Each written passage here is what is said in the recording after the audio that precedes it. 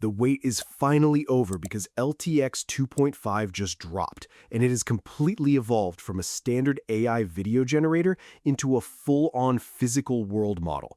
If you have been struggling with models that just cannot understand physical space or keep characters consistent, this release is going to solve a lot of those headaches right out of the gate. They have managed to keep the same 22 billion parameter base, but overhauled the visual quality and physics to the point where actual robotics teams are using this to train their systems. It is pretty insane to see an open weight model hit this level of physical accuracy. Right off the bat, the performance benchmarks and architectural upgrades are seriously impressive. They swapped out the old Gemma 3 text encoder for Google's massive Gemma 4 12 billion parameter model, which means it actually listens to those super long, complicated prompts now without dropping details. Plus, they dropped a natively quantized model that manages to maintain near full model quality with way less computational power, giving you faster generation times with fewer frustrating retries. Let's actually look at what this thing can do with some 4K generations. Back in version 2.3, we used to deal with a fair amount of artifacts, but they have clearly put in the work to clean that up. Look at this scene with the giant bull and the tiny people next to it. The sense of scale is just wild. Then we have this little orange frog. The pixel quality and high fidelity keyframes are legit striking here. And let's play the short warrior clip. The cinematic lighting they're pulling off now is just mind-boggling compared to what we had a few months ago. Motion has always been a massive headache with open models, but check out this biker riding through the mud. Notice the physics here as the bike kicks up dirt. The motion looks genuinely natural, which is a huge step up because artifacts used to absolutely ruin high-action scenes like this. But what is really cool is the new native multi-shot functionality. We used to have to hack this together with LoRa's, and honestly, it looked like hell half the time. Now it is baked right in. You can run multiple shots, and the lighting, environment, and even the voice hold up across cuts. They also added this incredible precise control, mostly thanks to that Gemma 4 upgrade. Check this clip of a person playing the guitar while the camera circles around them. Look at the audience in the background staying stable while the camera moves. It is freaking awesome how well it follows that complex spatial instruction. And check out this lava erupting. This is running on their new native 4K HDR feature. The deep colors and sheer visual quality of that glowing lava are just top tier. Finally, look at this clip of a camera following a person through glass as they sit down. This was generated using their quantized model, and there are basically zero visible artifacts. Under the hood, there is a lot of really clever tech working behind the scenes to pull this off, starting with what they're calling Diffusion Fidelity Rendering.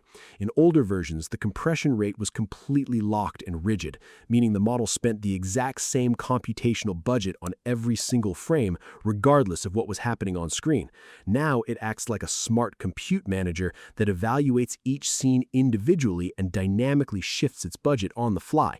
Heavy action sequences get the computational juice they need, while simpler frames conserve resources, which keeps your render times down without sacrificing quality. They also gave the model a massive upgrade with a brand new diffusion decoder, or VAE. This new VAE works directly at the reconstruction stage, and the difference in output sharpness is night and day. You get crisp facial features, detailed skin and fabric textures, and clean on-screen text that doesn't turn into a blurry, garbled mess like before. On top of that, it smooths out motion transitions, which plays a massive role in eliminating those annoying artifacts we used to see in complex movement. Another game changer is the switch to Google's Gemma 4 12 billion parameter text encoder. If you use Gemma 3 in the older build, you probably noticed that if you fed it a super long, detailed prompt, it would just ignore half of your instructions by the end.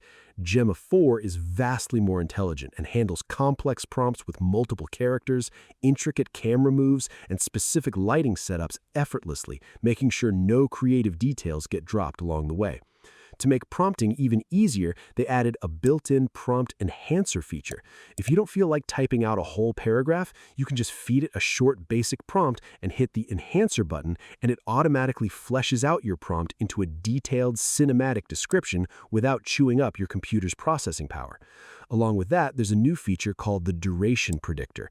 Instead of forcing you to guess and manually dial in how many seconds your clip should be, you can turn this on and let the model analyze your prompt to figure out the ideal scene length based on the action taking place. Finally, they made huge strides with their official distilled models. In previous releases, using a distilled version meant taking a pretty noticeable hit in overall visual fidelity just to get faster render speeds. But with LTX 2.5, they closed that gap significantly. The new distilled transformer gives you crazy fast generation times and rock-solid motion consistency while keeping the quality almost indistinguishable from the heavy base model. If you want to run this locally, you need to know exactly what kind of hardware we're talking about. The models are officially up on Hugging Face right now, and while it is an open weight release, it's gated, so you just have to click accept on their terms before downloading. Honestly, the license is super generous for creators. As long as you're making under $10 million a year, it's 100% free for commercial use. If you somehow clear $10 million, you just have to contact them to work it out.